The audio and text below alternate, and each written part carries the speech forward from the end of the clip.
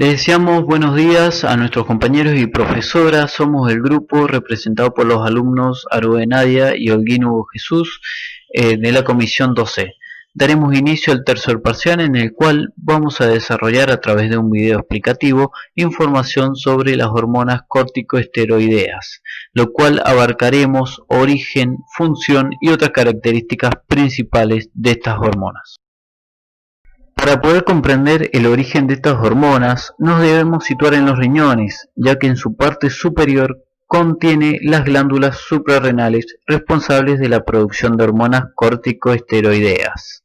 Estas glándulas se encuentran conformadas por una parte interna denominada médula, encargada de la producción de hormonas como la adrenalina y noradrenalina. Otra externa, denominada corteza, encargada de la producción de las hormonas corticosteroides, y vasos sanguíneos, que son los transportadores de sangre. Como dijimos anteriormente, las glándulas adrenales están conformadas por tres partes: corteza, médula y vaso sanguíneo. Pero cabe mencionar que son dos estructuras piramidales ubicadas en los polos superiores del riñón, con un peso promedio de 4 gramos. Estas glándulas se encuentran estrechamente relacionadas con el hipotálamo y la glándula hipófisis, cuya relación permite el desarrollo de las hormonas.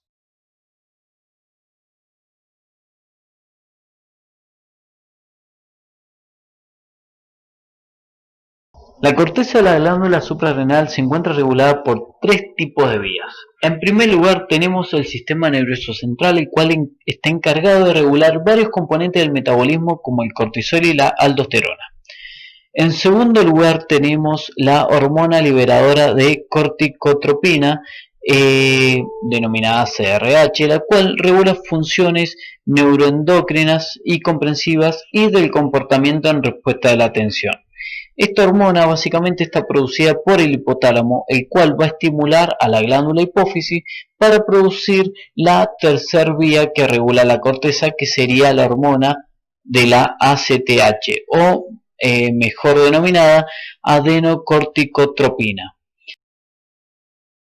Las hormonas de la corteza adrenal son esteroides, compuestos derivados químicamente del colesterol, dando lugar al origen a tres tipos de hormonas: la aldosterona, que es un mineral corticoide; el cortisol, perteneciente al grupo de los glucocorticoides; y por último los andrógenos, los cuales son hormonas sexuales. La corteza se encuentra dividida internamente en tres zonas. La capa glomerular es la más externa, está adherida a la capa de tejido conectivo que recubre a las glándulas. Representa el 15% de la corteza y en ella se secreta la aldosterona, que es uno de los mineralocorticoides más importantes en el ser humano. La zona fascicular es la capa media, la más amplia, y constituye la tercera cuarta parte de la corteza. En ella se produce el cortisol, que es un glucocorticoide. La zona reticular es la zona más interna y adyacente a la médula. Comprende el 10% de la corteza. En ella se sintetizan las hormonas sexuales, principalmente los andrógenos. Cabe destacar que la capa fascicular y reticular están reguladas por la adenocorticotrofina. Como ya habíamos mencionado, los esteroides son derivados del colesterol, que a su vez se obtienen a través de lipoproteínas como principal fuente. Un 80% del colesterol se obtiene de proteínas de baja densidad y un 20% a partir de acetilcoenzima A. En menor proporción lo hacen por medio de proteínas de alta densidad. Los mineralocorticoides tienen como función regular el balance hidrosalino del organismo. Los dos principales mineralocorticoides son la aldosterona y la deoxicorticosterona. La aldosterona se genera en la capa glomerular de la corteza y se produce de 50 a 150 microgramos por día. Circula libre en el plasma y en menor proporción unida a la albúmina. Se metaboliza de derivados que se glucuronizan en el hígado y en los riñones y se excreta por orina. La aldosterona también induce la reabsorción del sodio y la salida de potasio. Mantiene la presión arterial estable en el líquido dentro del organismo. Y de la deoxicorticosterona nos limitaremos a decir que la producción diaria es de 140 a 180 microgramos por día. En el grupo de los glucocorticoides desarrollaremos el cortisol. El cortisol se genera en la capa fasciculada, tiene una vida media de 90 minutos y la concentración en el plasma es de 10 a 20 microgramos por decilitro. También se genera la corticosterona, que es la precursora de la aldosterona. El cortisol circula unido a una proteína de transporte denominada CBG y un 5% libre.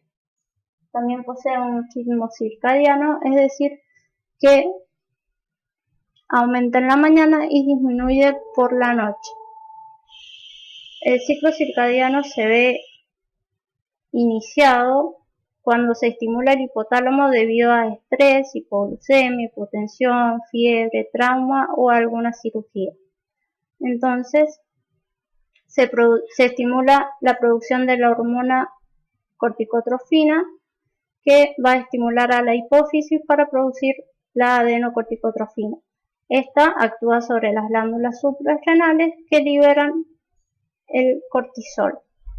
El cortisol va a actuar en el sistema cardiovascular, aumentando la contractibilidad miocárdica, aumentando el gasto cardíaco. También actúa sobre el metabolismo de la glucosa y la litiasis de los lípidos y las proteínas. Bueno, en cuanto a los andrógenos suprarrenales, uno de los más importantes es el dehidroepiandrosterona, el cual por día se secretan de 15 a 30 miligramos.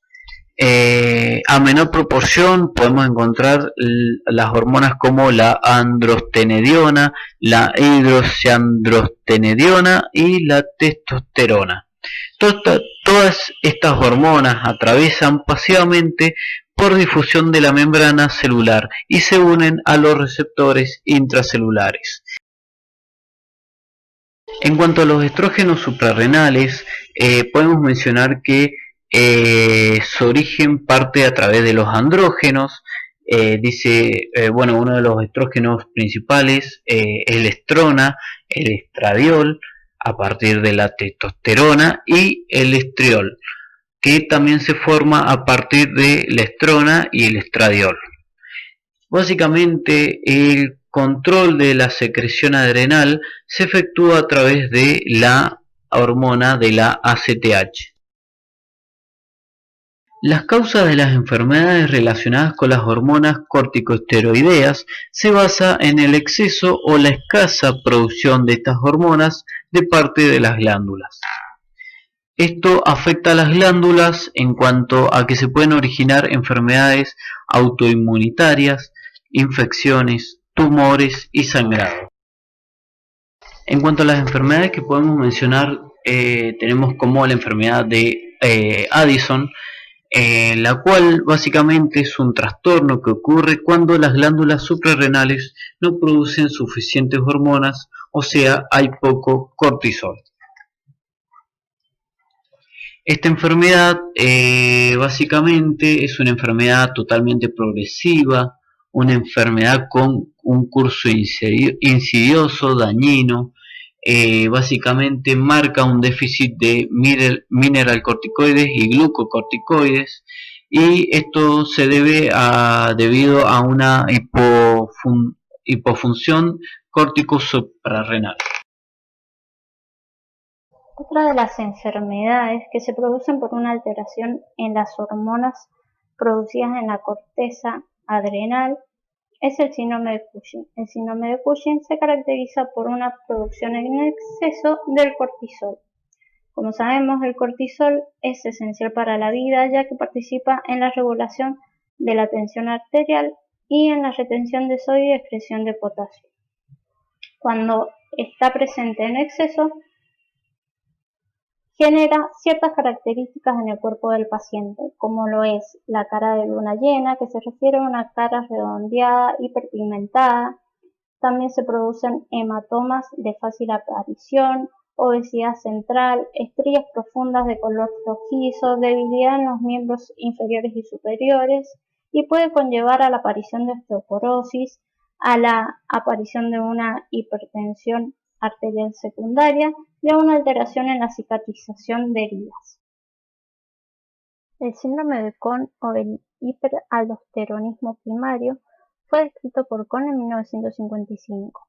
El síndrome de Cohn se caracteriza por una hipersecreción de aldosterona y está caracterizado por una hipertensión arterial secundaria, hipopotasemia, normocalemia y una hipercalemia severa. Como conclusión, podemos decir que las hormonas de la corteza son esenciales para la vida por sus funciones biológicas. Por eso, es imprescindible que se puedan llevar a cabo controles para visualizar que los niveles estén dentro de los normales. Desde ya muchas gracias por su atención y esperamos que el tema les haya resultado interesante y fácil de comprender.